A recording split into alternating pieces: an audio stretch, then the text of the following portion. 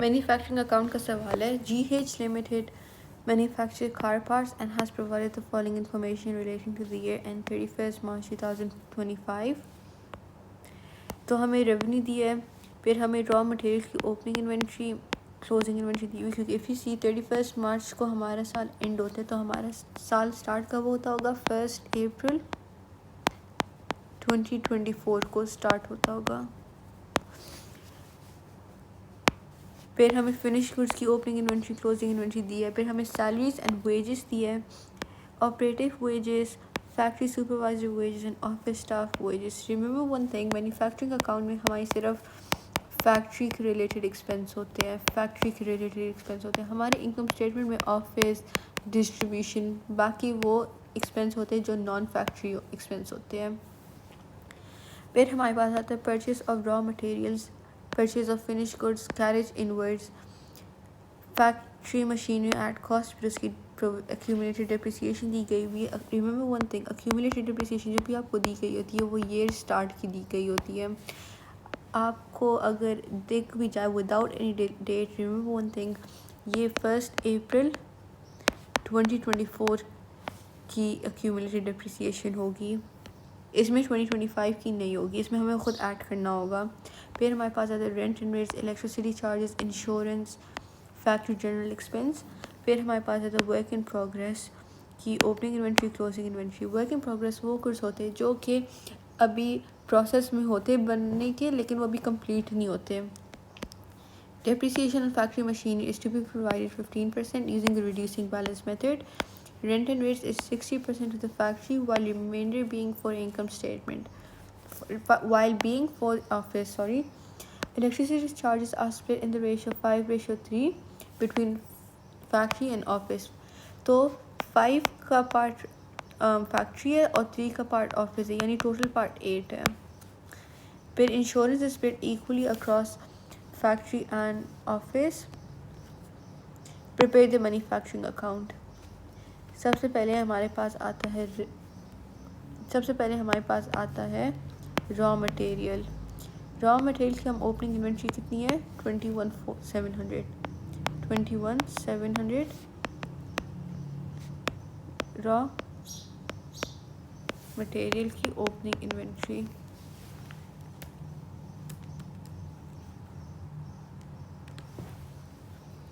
इसमें हम ऐड करेंगे हमारे परचेसेस हमारे पास कितने थे? 280,050। फिर हम इसमें से अपना रॉ मटेरियल की क्लोजिंग इन्वेंट्री माइनस करेंगे, which is 16,400। Closing inventory of raw material. तो हमने जितना रॉ मटेरियल इस्तेमाल किया उसकी हमें कॉस्ट मिल जाएगी, जो कि है 21,700 प्लस 280,050 माइनस 16,400, ये आता है 285,350। इसमें हम ऐड करेंगे हमारा डायरेक्ट लेबर।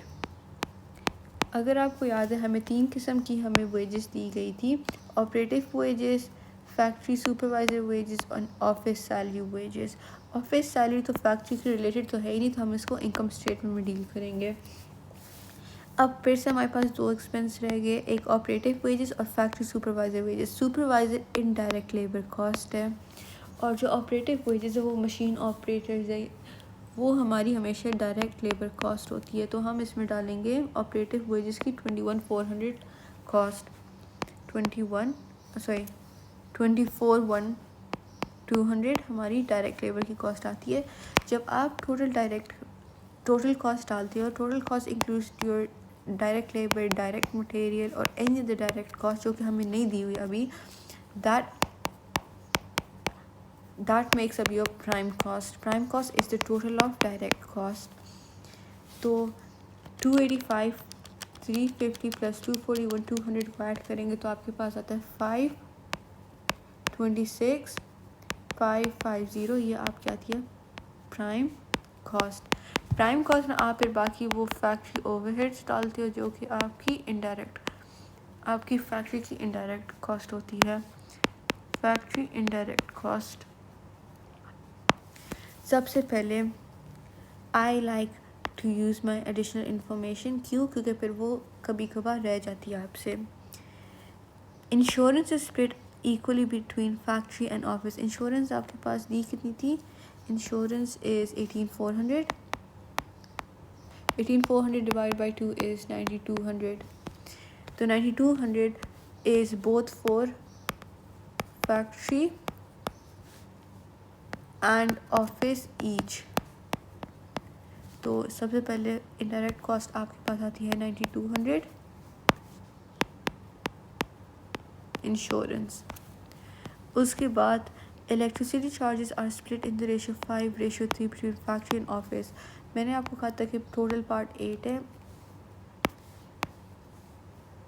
टोटल पार्ट 8 है और उसमें से 5 का हिस्सा फैक्ट्री को जाता है। तो इलेक्ट्रिसिटी चार्जेस कितना है? 9344 का 5 डिवाइड बाई 8 लेंगे तो ये आपके पास आता है 5840। ये आपका इलेक्ट्रिसिटी का चार्ज है 5840 इलेक्ट्रिसिटी चार्ज। उसके बाद rent and rates. Rent and rates हमारे पास कितना है? 10,060 का 60% हमारा फैक्ट्री को जाएगा, तो या तो 6036 is your rent and rates.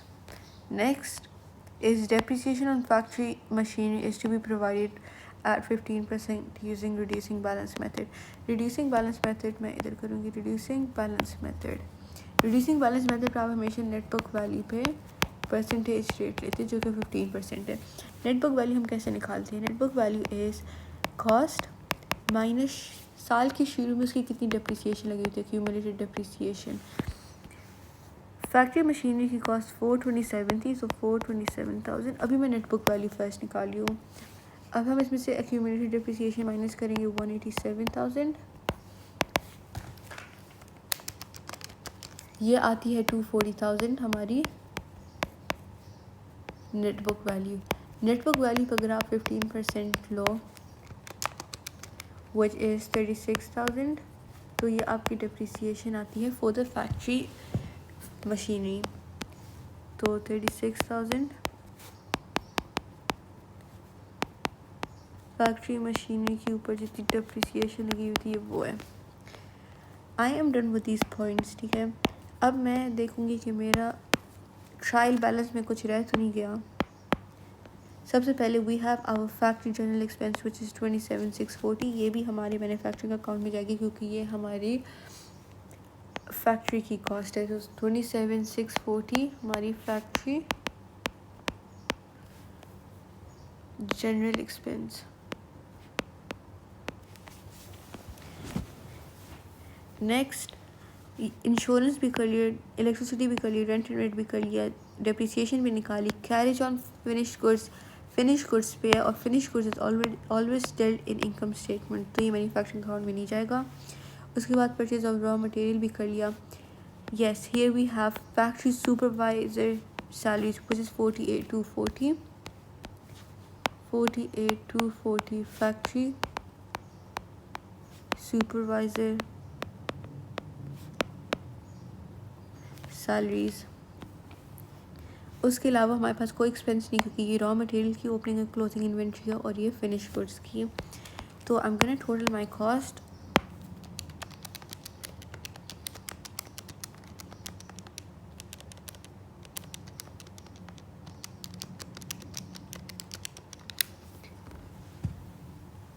तो मेरी जो टोटल इनडायरेक्ट कॉस्ट आती है इन सबको ऐड करने के बाद वो आती है 13132,956।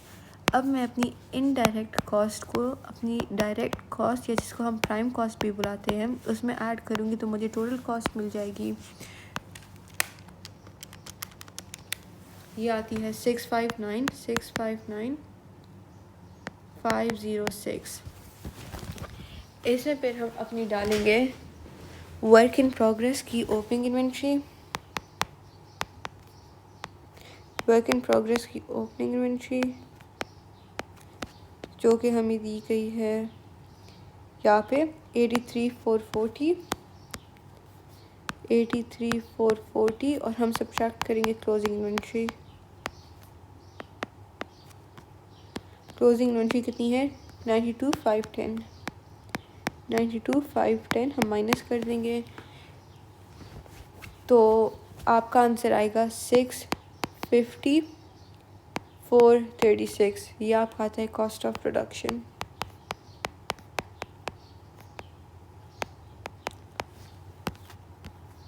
और आपको 13 मार्क्स मिल गए।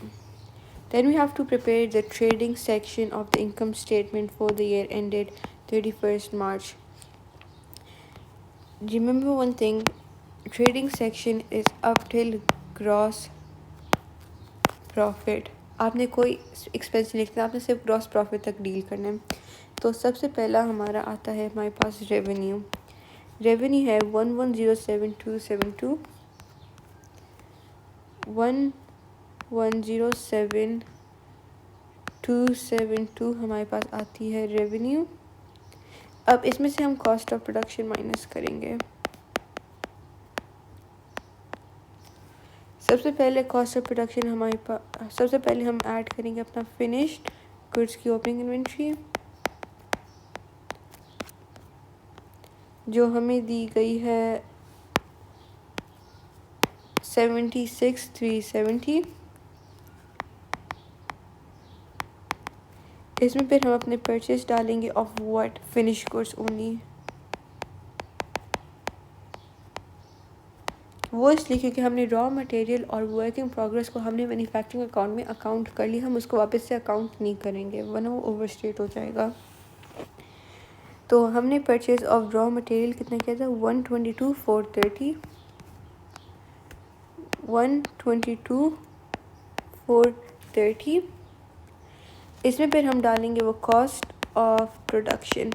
ये आप कहाँ से लोगे, ये आप हमेशा मैन्युफैक्चरिंग अकाउंट से लोगे जो कि पार्ट ए था। और कॉस्ट ऑफ प्रोडक्शन हमारे पास कितनी आई हुई थी 650,436 650,436।